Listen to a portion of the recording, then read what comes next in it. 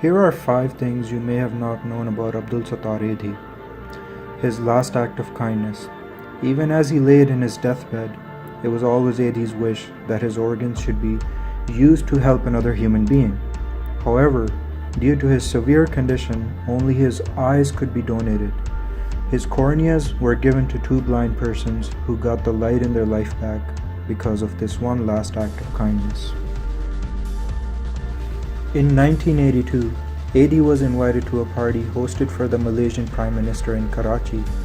Edhi, who had never owned more than 2 pairs of clothes at a time in his life, showed up in his usual grey suit and his chapals, which are traditional Pakistani slippers.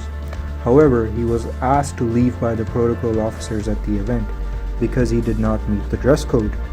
In his autobiography, he later explains that he refused to leave as he represented the common people and said that how can I be worthy when these are the examples of respect, pointing towards a group of affluent men at the event. In 1981, General Zia organized a conference known as Majlis-e-Shura of over 200 people to replace the democratic system in the country. As an unelected president, Islamization of the country was a good option for the dictator to stay in power. Zia was an advocate of Islamic rule of law and viewed democracy as being a Western principle. He also established Federal Sharia courts in the country at a time when most remained silent. In his parting speech to the conference, which included General Zia, Edhi, being a man of principle, fearlessly exclaimed that, "If you talk of an Islamic system, let me guide you to the West, which has adopted it.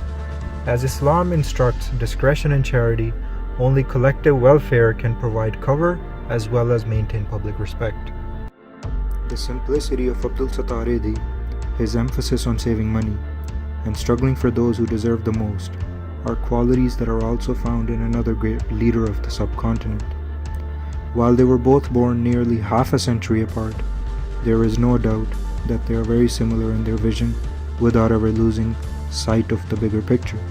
Yes, I am talking about none other than Mahatma Gandhi. Both these men were born in the state of Gujarat in India. There must be something magical in that soil. In 1992, Pakistan experienced one of the worst train accidents in its history. Hundreds were reported dead and injured near Gotki railway station where 2 trains collided into each other. In times of tragedy like this, Edhi explained that he was always lost to himself, feeling neither heat nor cold, nor fear nor fatigue. However, this time was different. As he overlooked operations, he told a crying nurse at the crash site to control herself, as it may compromise the work. It was different this time because he had just found out that his grandson Bilal had passed away. It is reported that Edhi went home and wept before telling his wife, "Now back to work." There is no justification to mourn one over hundreds. This goes to show that Edhi truly was the most selfless man in today's world.